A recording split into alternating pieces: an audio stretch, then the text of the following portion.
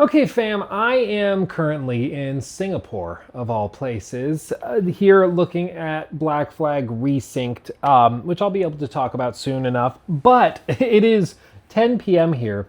I flew in this morning at 5 a.m. after 20 hours of flying and a 13-hour flight delay and sitting on the tarmac for 3 hours.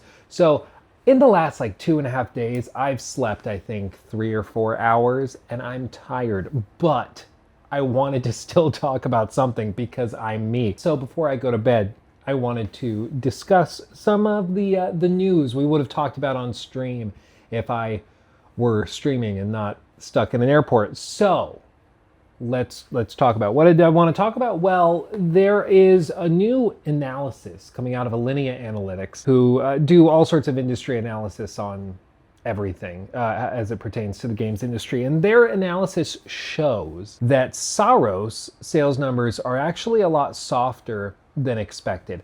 But even with that having been said, I want to be clear that there's a lot of like knee-jerk reactionary nonsense with this. Some people are reading into it like 15 Ways to Sundown that the game is actually a total disaster. They're going to shut down Housemarque and the world's over.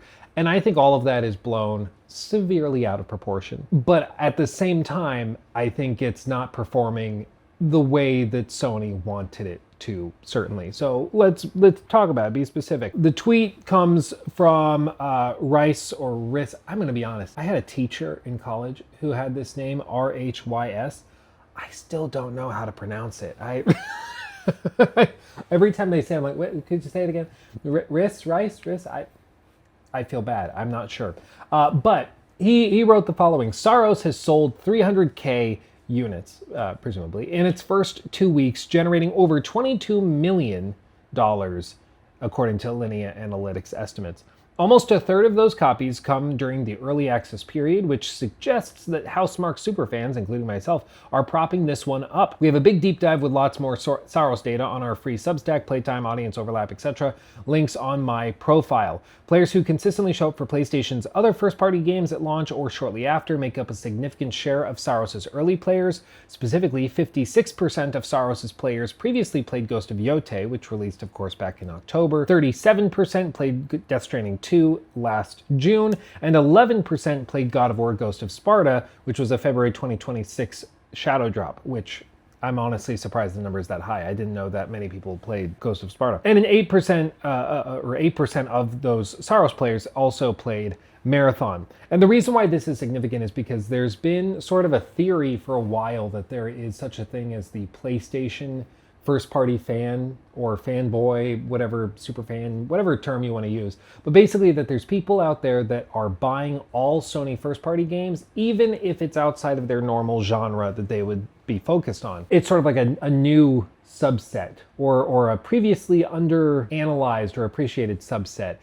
or demographic, where like we know open world gamers are going to probably play open world games, first person shooter players are going to play those, RPG players are going to play those, but it does seem like there is actually a community of players out there who overlap with some of those other groups, certainly, but they specifically are more likely to play Sony first party exclusives because they're Sony first party exclusives, which is interesting. But what is more interesting than anything is that the number is 300K, which is lower than I think Sony was expecting it to be. Launch aligned, quote, our estimates show that Saros is actually selling a little slower than Returnal, despite there being only 8 million PS5s in the wild when Returnal launched, versus the 93 million plus that Saros launched into.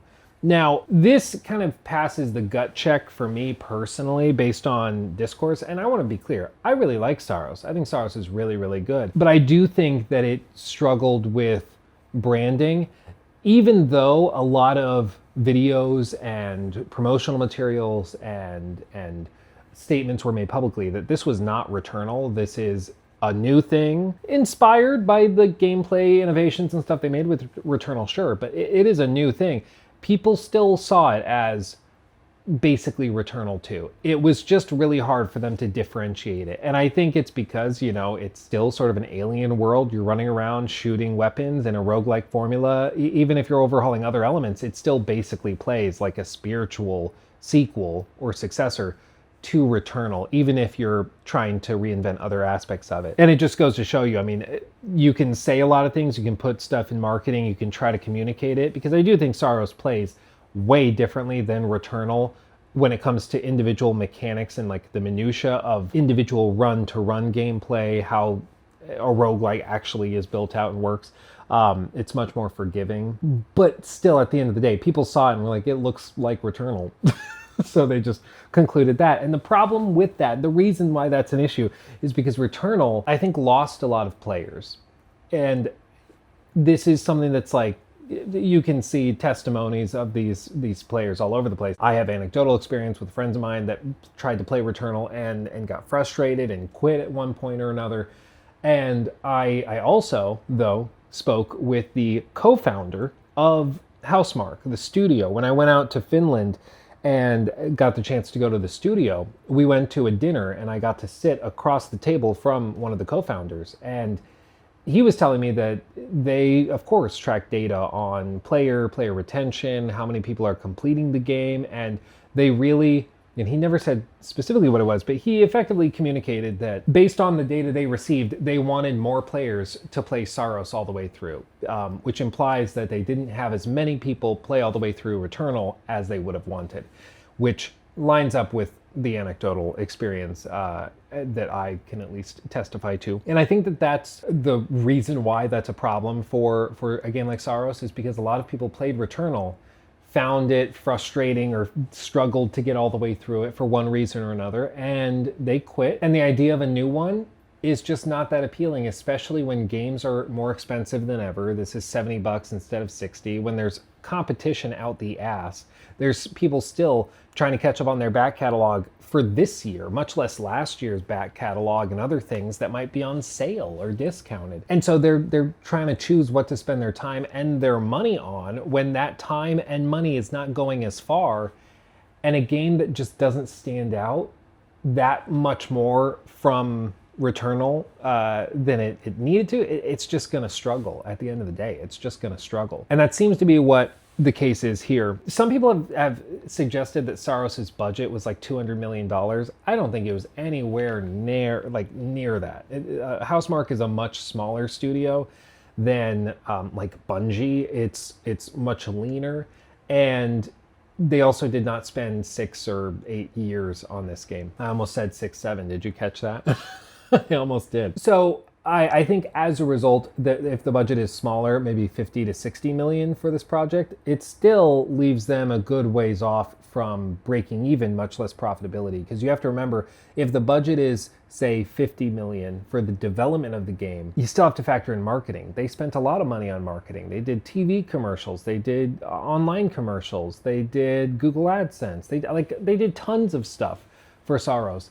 I don't know exactly what that number is, but certainly in the millions, I would imagine. And so that takes the number up to break even to like 60 million or 70 million. And right now they've taken in 22 million in revenue.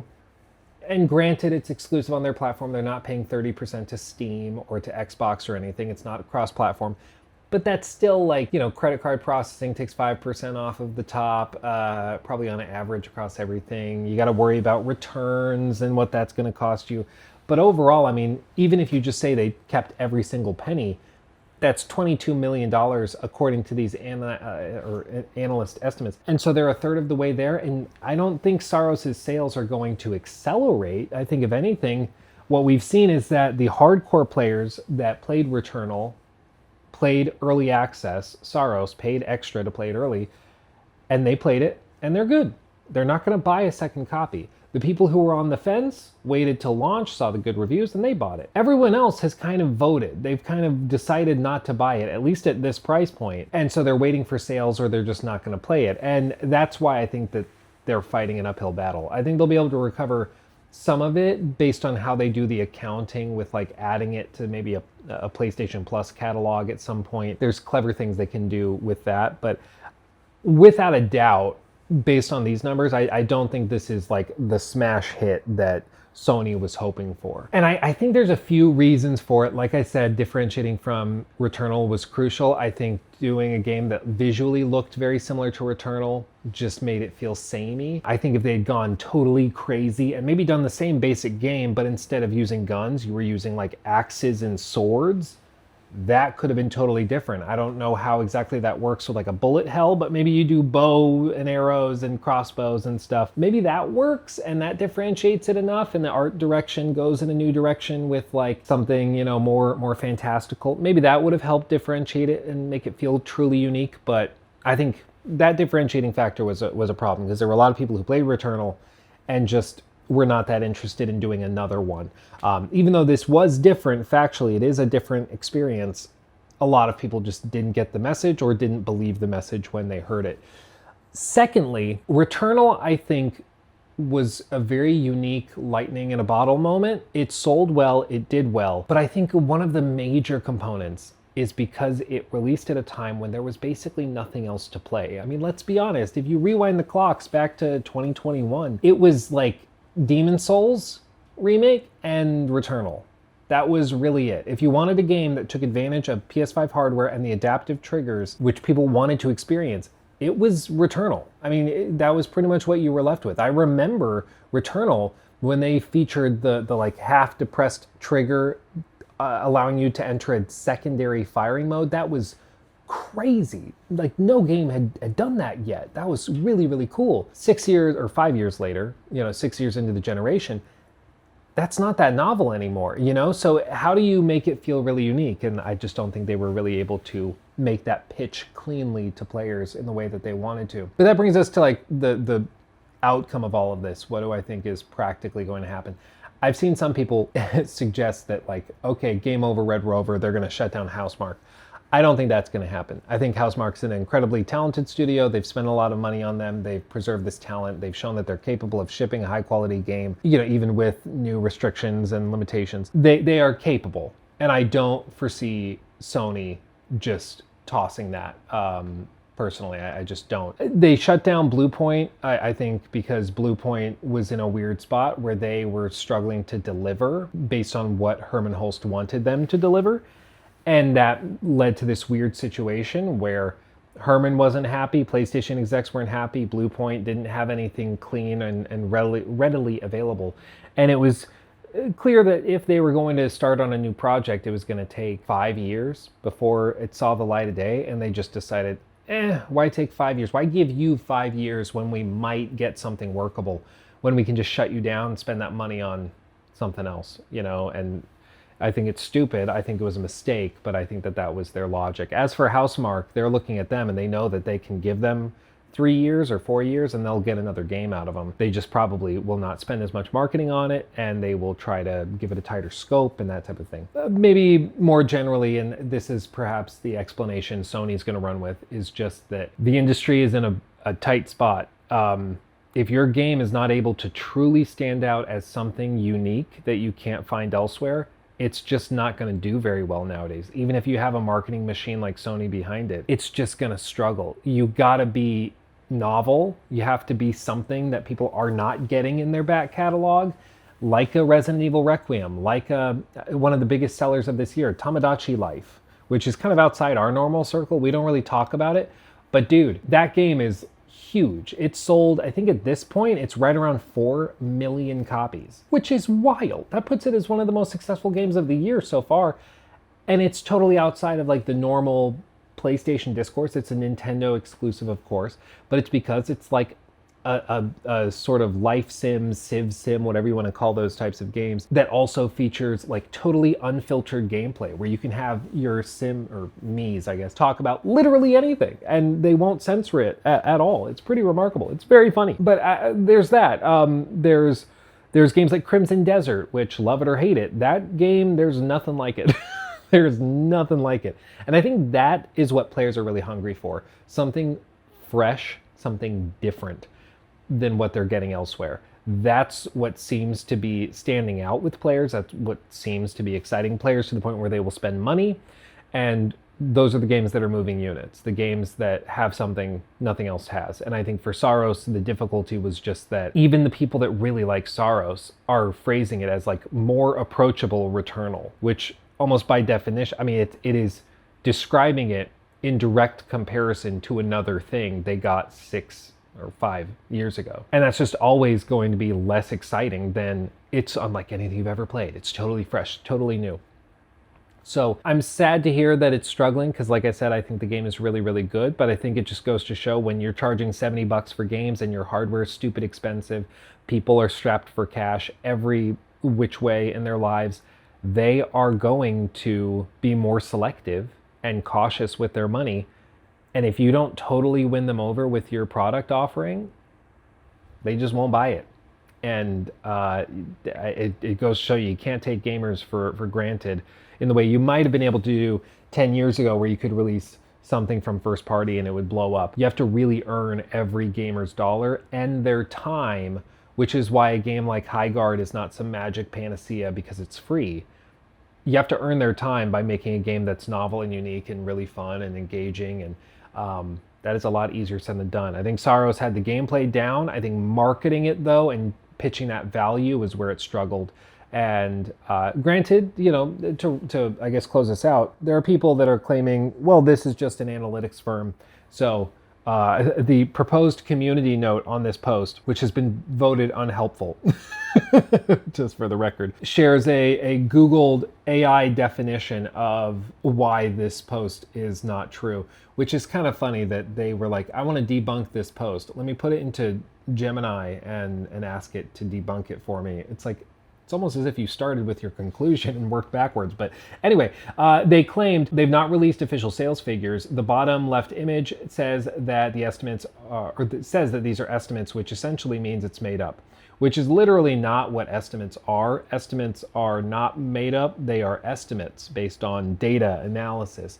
And Alinea Analytics, love it or hate it, are some of the best in the industry when it comes to this. They really know what they're doing. They are experts in their field for a reason, and companies spend millions of dollars with them to get access to that data. So they're not just making it up and winging it. I think it's, you know, maybe they're off by 50,000 units, give or take, but they're not off by a factor of 20. They're not off by a factor of 10. They're in the ballpark because they are analyzing the data based on what retailers are telling them, based on the data that they're collecting directly from players and player behaviors, online tracking of player behaviors, achievement tracking, stuff like that. It is way more complicated than just guessing. So I think they're in the ballpark, and it's certainly not performing, I think, the way that Sony wanted it to. And it reflects a broader problem that, you know, I could ramble about, shocker, for an hour, which is that Sony, I think, as everybody else has struggled with this as well, they've struggled to really make individual games turn into big moments and big beats that excite people. Like Crimson Desert was a moment. Everybody talked about the game. It was everywhere. There was positive stuff. There was negative stuff. There was debate over whether reviews were good enough or positive enough. But the point is, it was everything everybody was talking about for like a solid month. It was the center of attention. Same with like Resident Evil. Everybody was talking about that game. Saros, it kind of just, bloop, it just kind of happened. And that, I think, is the struggle for Sony and Microsoft and Ubisoft and all these companies. They've got to find ways to make their games moments that can dominate discourse and stand out. Funnily enough, I think Ubisoft actually has one of those games on their hands with Black Flag Resynced. It's a game that so many people are excited for, and that's generating a lot of discourse that they might actually have something that could be a big, big hit on their hands if they follow through on execution. But to find out about that, you're going to have to subscribe and find out when I talk about what I'm doing here in Singapore. So buckle up for that. But with that, I'm going to leave it there, my friends. I've been rambling long enough and I need to go to bed. So thank you for watching. Much love. I'll see you soon. I can't wait to stream again and also sleep. I'm excited for both of those things. Much love. I'll see you in the next one. Hugs and kisses. Bye-bye. He took my thing.